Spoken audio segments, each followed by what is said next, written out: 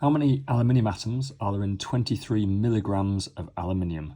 All right, so look, there's just a massive red flag here. I'm just seeing that straight away. Let's just underline that, and let's just put a massive arrow going to that milligrams. That's the wrong unit for chemistry. We measure masses for calculations in grams. So before we do anything else, we've got to just transfer that to grams straight away. So it's a milligram, okay? A milli is Latin for 1,000, for example, millimeters. Okay, so I'll ask students, often do we have to divide that or multiply that by 1,000 to make it into grams? And 50% of the time I get the wrong answer. So let's ask a different question. I've got 23 millimeters and I want to make it into a meter. I think we can appreciate that probably more than we do grams. So if I multiply 23 millimeters by 1,000, I get 23,000 meters. Does that sound right? Is 23 millimeters the same as 23,000 meters? And of course the class then laughs at me. Okay, it's not.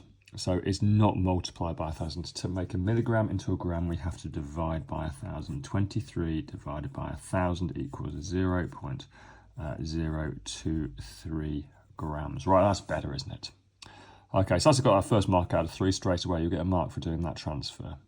Right, so we've got a mass, and we've been given some other information down here, atomic mass and Avogadro constant. So we need a formula that's going to link some of these things together. So, for example, the Avogadro constant is the number of particles in 1 mole. Okay, so we've got atomic mass here. So how about we start with moles equals mass over relative atomic mass. I'm just going to use the abbreviation AR for relative atomic mass. There, abbreviation AR. So we've got, that will give us a number of moles. So that's now 0.023 divided by 27. So we're going to need a calculator for that. Not drop the calculator.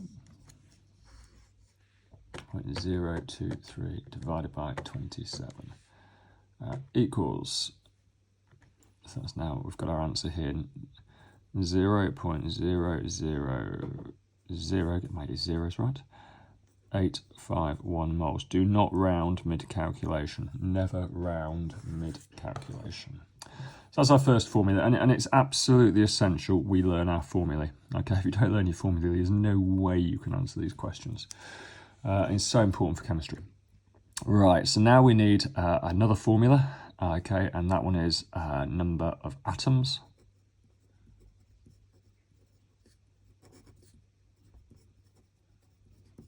equals moles times Avogadro. Now you're always given the Avogadro constant, 6.02 times 10, that should be a superscript there. That will look different in your book when you see it. 6.02 times 10 to the 23. So Avogadro, 6.02 times 10 to the 23. You don't need to remember that. You do need to remember this formula. We've got our moles down here is 0.000851 times. Okay, so if we get that far, we're probably going to get all our marks, so long as we've learned how to use our calculator. Okay, so let's put that there, and let's just take this really carefully. Okay, that's our 0.000851. I've still got my calculator from before. Are we happy with that? This is a multiply symbol, no surprise there. Let's press the multiply button, that one.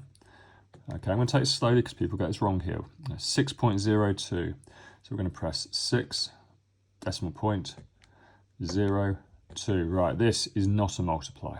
That's a multiply. That isn't a multiply. This is times 10, exponential button. Okay, now most calculators that I see in schools nowadays, there is a times 10 to the x button just beneath the 3. Okay, when I was a kid at school, this button was called EXP. Okay, and I do see that on some calculators occasionally now, so look carefully for the calculator you've got. You need to press this button. If you don't press this button, chances are you're going to get it wrong. Okay, that's now the times 10 dealt with. Now we need 2 and 3 for 23, and now we need equals. Okay, and here is our answer. 5.12. 8148. I'm just going to round that to 5.13. And times 10 to the 20. We must put that times 10 to the 20 on there. Times 10 to the 20. And that is the number of atoms we have. All these questions and more on elshamhighchemistry.com.